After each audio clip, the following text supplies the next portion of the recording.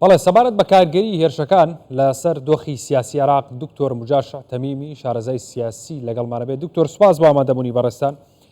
ئەم هێرشانە تا چەند کاریگەری لەسەر دۆخی سیاسی ئابووری ئەمنی عێراق دروست دەکات؟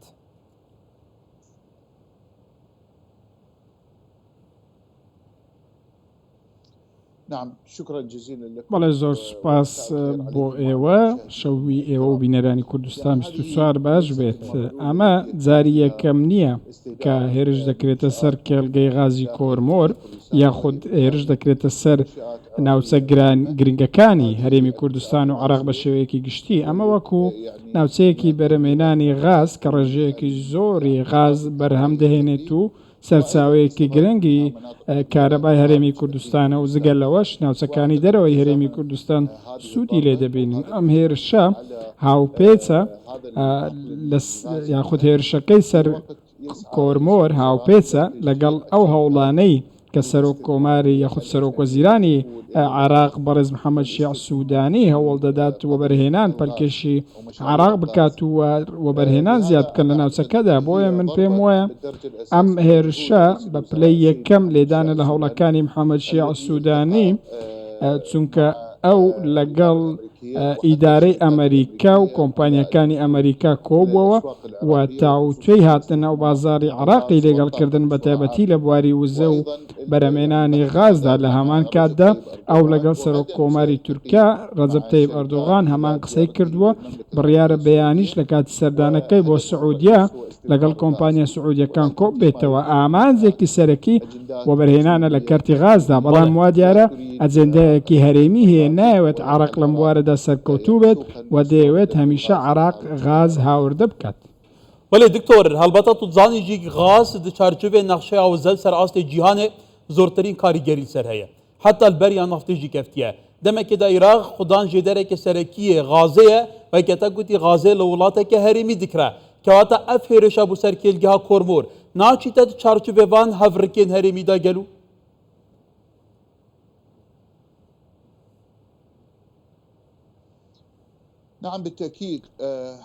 بەڵێ بەدڵنیاییەوە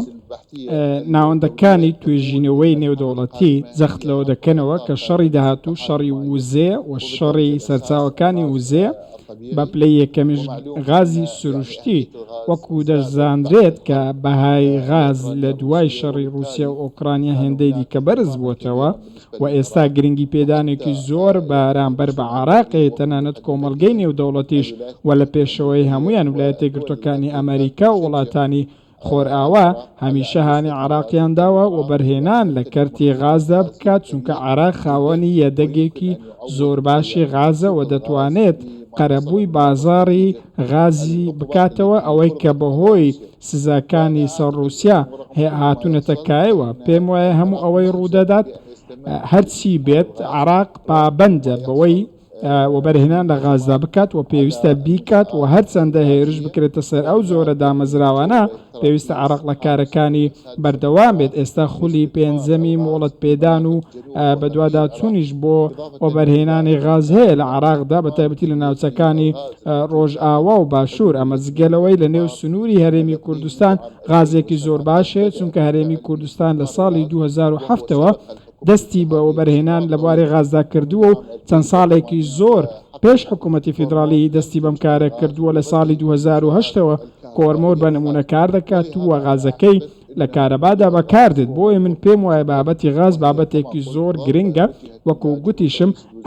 ئەم هێرشە لێدانە لە هەوڵەکانی سەرۆکوەزیرانی عێراق بۆ ئەوەی کۆمپانیەکان نەتوانن بێنەوە بەرهێناندا بکەن. بەڵام لە هەمان کاتدا شتێکی زۆر ڕوون هەیە، چەند لایەنێکان ئەو لایەنانەی پەیوەندیدارن بە دەرەوەی عێراق نایەنەوێت عێراق ببێتە وڵاتێکی غازی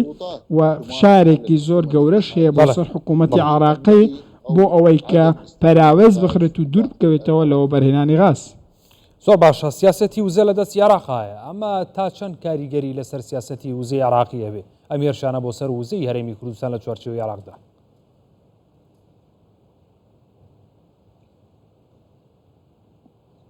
يعني الواضح انه ئەوەی کە ڕوون و ئاشکرایە کە توانای گەڕانەوەی کۆرمۆر بۆ ئاستی خۆی دەکرێت بگەڕێتەوە و دەکرێت زارێکی دیکە بەرەمێنانی غاز بگاتەوە ئاستی سروشتی خۆی و دەتوانن خۆیان لەم هێرشانە بە دوور بگرن ئەگەر بێت و کار بۆ ئەم بابەتە بکەن وەکو حکوومەتی فیدراڵی حکوومەتی هەرێمی کوردستان و حکوومەتی فیدراڵی زۆر دەرگوتوێتی ئێمە دەمانەوێت کە وەبەرهێنانی لە بواری غازدا بکەین بەڵام ئێستا فشارێک لەسەر حکوومەتی عراقی هەیە تاوەتی لەلایەن ئێرانەوە لە بابەتی هاوردەکردنی غاز چونکە عراق ناتوانێت ئەو پارەی قەرزاری ئێرانە بە ئێرانی بدات چونکە ئێران فشاری ئەمریکای لەسرە و پاساوی عراقیش لەم نێوەندەدا ئەوەیە کە پێویستیان بە غازی ئێرانی هەیە بۆیە فشارێک هەبوو بۆ سەر حکوومەتی فیدراڵی بۆی کە پێویستە دەست بە وەبەرهێنانی بکات و عراقش گوتوێتی لە ساڵی 2030 عراق دەتوانێت بێتە وڵاتێک کە غاز هاوردە بکات و پێویستی خۆی پڕ بکاتەوە کەوایە هەوڵەکان بەردەوامن بۆ ئەوی وەبەرهێنان لەم کارتەدا بکرێت و قەیرانەکە چارەسەر بکرێت. بەڵێ دکتۆر بێ موشکên balistî armanjkirina bazirgan û sermayedaran li Hewlêra paytexta Herêma Kurdistanê ku rolekê bi bandor li avadankirina jêrxana herêmê hebûye. Di heman dem de armanjkirina cihên heyewî û navendên enerjiyê weke kormor tu nabînî gelo ev hemû tiştê çarçovê yek pakêjda, yek forumda, yek siyasetda û yek araste li pişt e?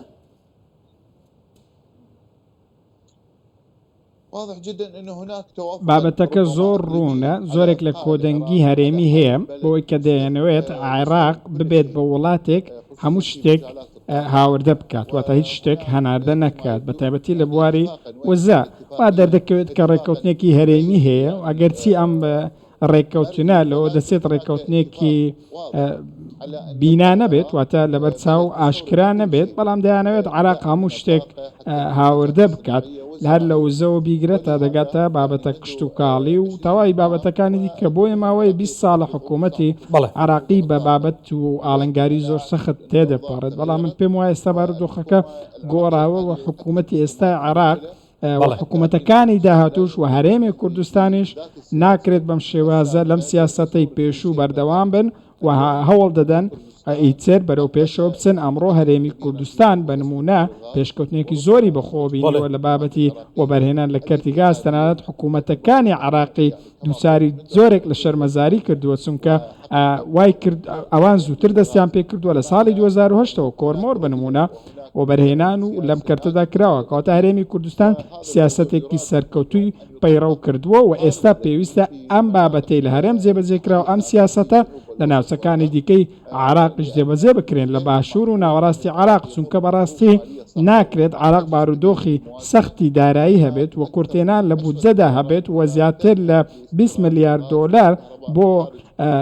هەناردە و هاوردەکردن یاخود بۆ هاوردەکردنی غاز بەکاردەهێنرێت کەواتە ئێمە کێشە زۆرمان هەیە لە بێکاریەوە بگرە ئەو پارەیەی کە بۆ ئەم بابەتە دەڕوات لە هاوردەکردنی غاز ناکرێت بەم شێوازە بەردەوام بێت پێویستە ئەم پارەیە لە شتی دیکەدا بەکار بهێنرێت بۆ دیدگایەکەیە و لایەنی ئەمریکیش لەسەر هێڵە و پێشنیازی کردووە بۆ حکوومەتی عراقی و هانیان دەدات کە غاز لە هەرێمی کوردستان وەبەرهێنان تێدا بکات و لە هەرێم هاوردەی ناوچەکانی دیکە عراق بکرێت. بەڵێ دکتۆر موجاش تەمیمی شارەزای سیاسی لە بەغداوە لەگەڵمان بووی سپاس بۆ.